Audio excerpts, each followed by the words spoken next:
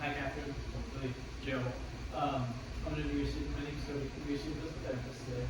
Okay, for today, we're just going to go over some basic assessments. So we're going to check your vitals. We're going to do some kind of couple tests and things like that. We're going to say breathing, look at your heart and lungs, and kind of see how we move, all right? Okay. First thing first, we're going to just take a quick vitals. We're going to look at your heart rate, your oxygen, listen to your heart and lungs, and go from there, okay? Is that all right? Yes. Okay. So first thing is I'm just going to have you keep moving one of your index fingers. And just breathe long corners to each other for a second.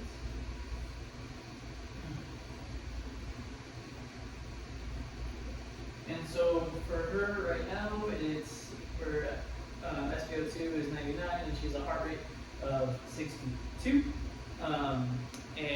But for him, his heart rate was 88 and his SpO2 was also 88, which is something that we would expect with this patient, that he would have less oxygen because of increased amount of air. And then now, what we're going to do is we're going to take your heart rate again. Okay, I'm just going to lay your hand off to the side right here. You're going to find your pulse, perfect, so nice and straight. I just want you to breathe for it. Breathe normally for a minute, because this is for about a minute. Okay? Okay.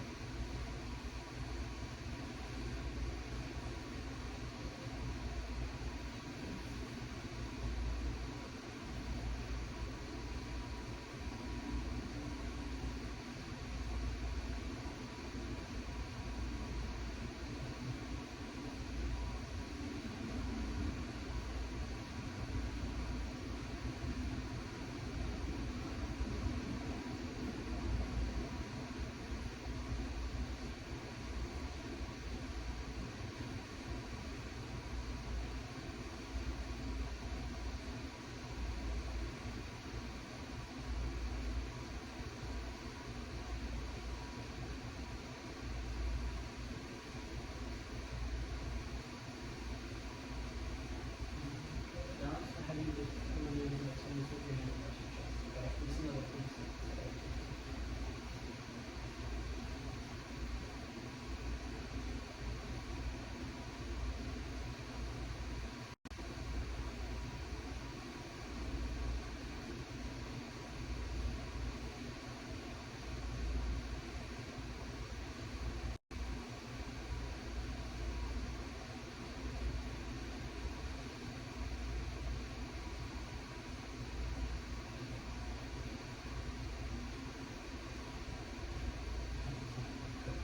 So for her,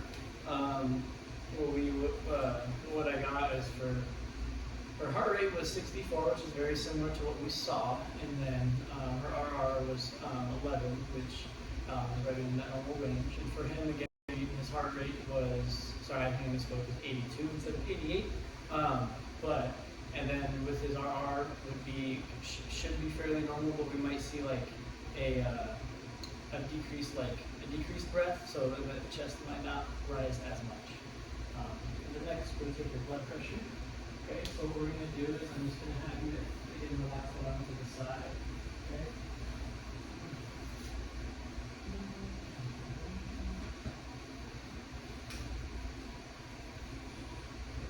Lower the speed a little bit.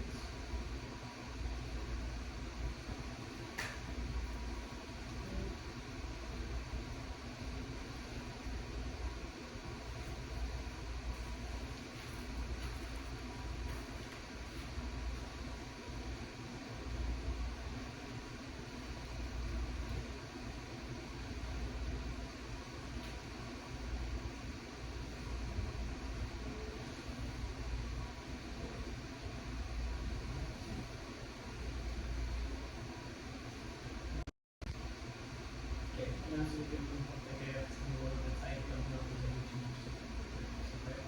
The video cut out, but what I got was for her was 110 over 78, which is kind of the opposite of what we expect with this patient case, because his blood pressure, systolic blood pressure should obviously probably be a little bit elevated. I believe it was 130 over like 74 actually in the case.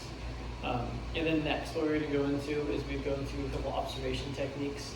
And for this one, like for her, she has very good posture.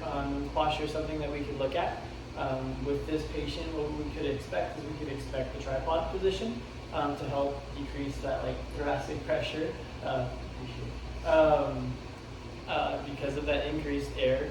And then another one that we would look at is we would probably look at his breathing style, his or her breathing style, meaning that we probably see like shallower breaths and decreased like chest rise from the chest wall, excuse me. And so those would be my two observations. And then next, what we go into is we'll go into heart and lung auscultations. Doing those now. For this next one, all we're going to do is we're going to take a listen to your heart and your lungs, okay? So, I'm going to use my stethoscope. We just have a couple different spots around the body that we can do. And basically just listen to your heart and your lungs as we go through this. I just want you to breathe normally in through your nose, out through your mouth as we do this one, okay? Okay. And also, if you don't mind, like, stay right and make sure you're focusing. Okay. Okay. Okay. I want you to breathe normally for me. Sorry.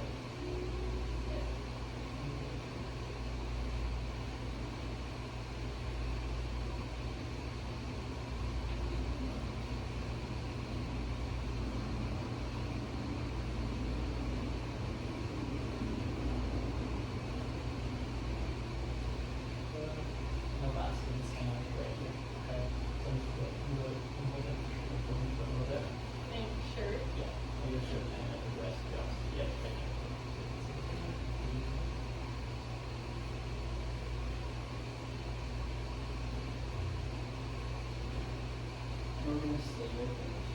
We're going to do the same thing with the other side of the body.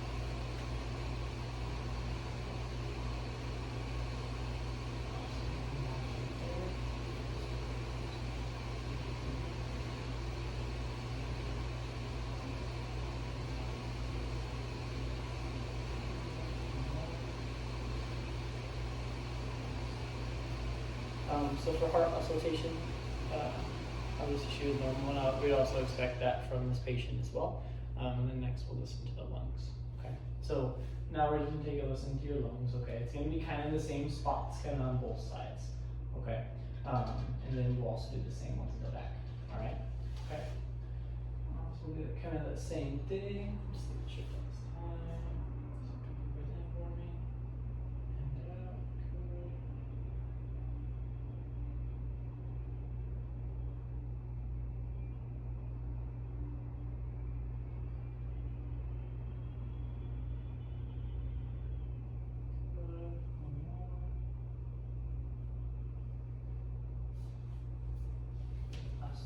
Side.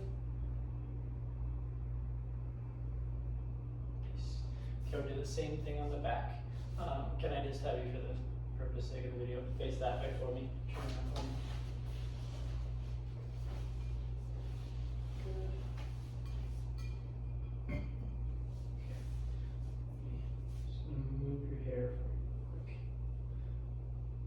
Perfect. Okay. Same thing again. Just breathe normally for me.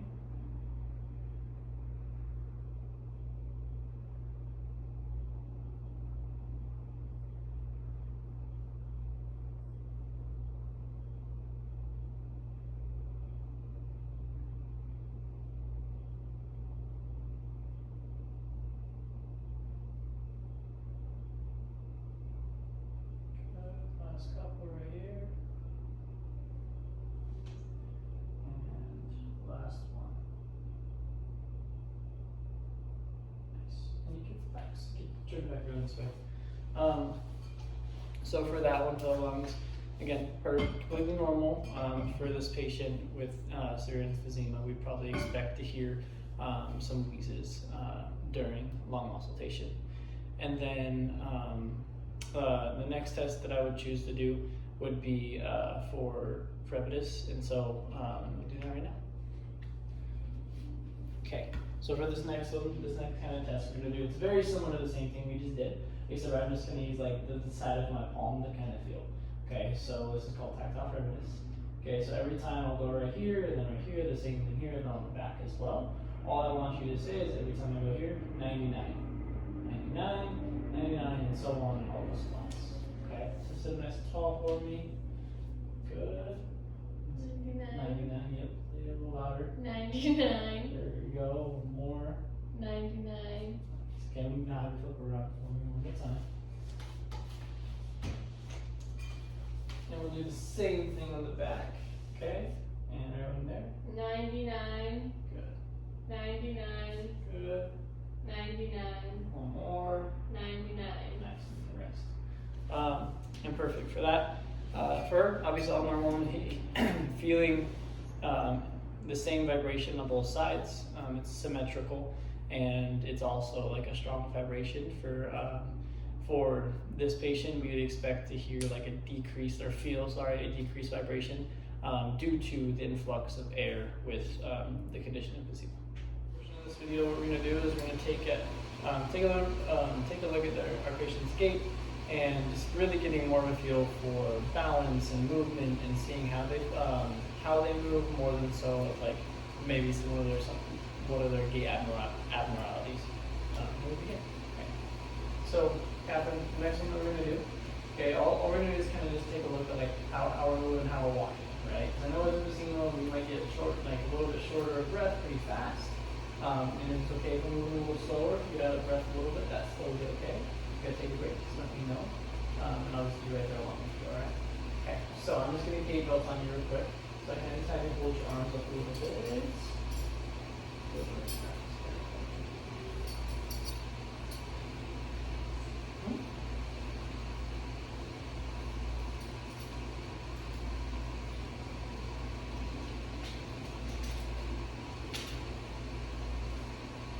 Sorry.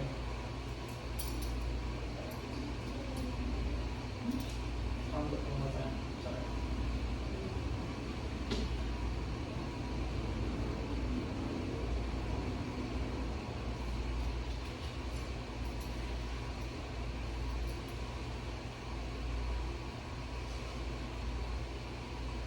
Is that not too tight? Yeah, it's fine.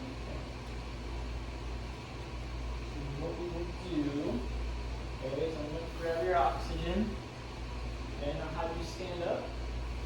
Well, we're going to start right there and kind of walk this way, okay? Boom. There, good. We'll face this wall over here, and we'll walk straight that way, okay? So nice smooth walk. Good, and I'll turn around. Boom, same thing on the way back. Good. Awesome. Then we can return this to right over here. Good. Time to turn back to me. Good. And sit on that back down. Awesome. Okay. And again, obviously for her, not any issues with gait at all or endurance or anything like that, but with this patient, we might see that. We might see them stop and take a break for a second, depending how long our walk will go. And also, this might be a slow gait, maybe a little bit of hyperventilation, and maybe some balance issues, considering that he's 67 years old. That'd be very subjective. But anyway. And then next, what we would do is we do an outcome measure. So just to verbalize through that, what I would choose to do is what I would like to do was either the 6-minute walk test or the 2-minute step test. I think I prefer the 2-minute step test because basically what I have the patient do is I would educate them that hey, we're gonna step up about to a bench height, up and then back down for a continuous 2 minutes. You cannot stop unless you absolutely have to. And again, I think the 6-minute walk test would be another great one because we could not only document the distance in that 6 minutes, but you could also document the amount of rest breaks that he takes and and how long they were. And then we could use that to then show progress. And then the last two are for my interventions. And so, Catherine, for today, I just want to leave you with two things really. One's going to be an activity that you can do at home, and then one's going to be some general advice. Okay, so the general advice is, as we know with emphysema, like as we talked a little bit earlier, like we can get a little bit shortness of breath, and like as we exercise and move throughout our day, we just like don't be afraid to take a small break. Don't push through it necessarily. Like you're okay to stop, catch your breath for a second, and then resume after a little short break. And of course, walking, exercise, and all of those things are only going to help us. As long as we can stay within a tolerable range. Sorry, excuse me. And then the second one that we're going to do is I want you to take home with you is the pursed-up breathing, right? So in emphysema, we typically have a harder time with getting air out. So that's kind of what this exercise helps us do. Okay, so how this one's going to work. Okay, so we're going to breathe in through our nose. And when we breathe out, we almost want to make like a little O with our lips, and we're just going to focus again. I don't want to blow out the candle. Okay, so big deep breath in, and then go ahead and go. Big deep breath in. Yeah, nice little O right there. Good. There we go. Awesome. And so those two again, that would be. I just want to educate her on. Being able to take breaks when he's up and about in his home or exercising, and then of course walking is going to be a great form of exercise right now. And then the